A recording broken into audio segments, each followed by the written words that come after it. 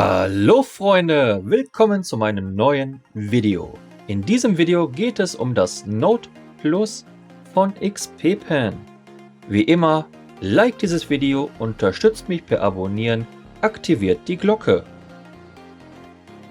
Lasst uns nachsehen, was wir alles dabei haben.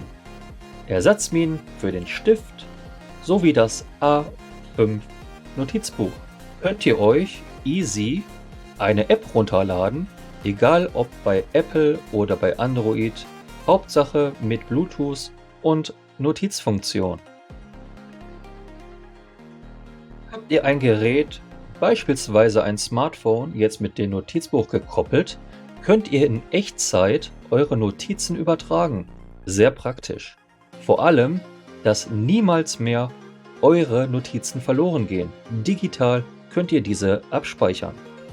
Ob Zeichnungen oder Wörter, alles wird in Echtzeit per Bluetooth übertragen.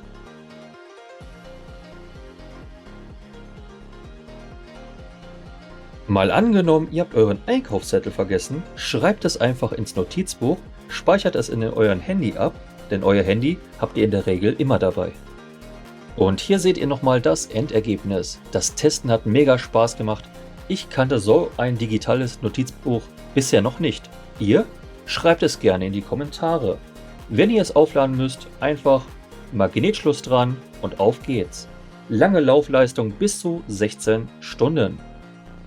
Alle Daten sowie die Links zu XP-Pen findet ihr in der Beschreibung. Dankeschön fürs Zuschauen. Bis zum nächsten Mal.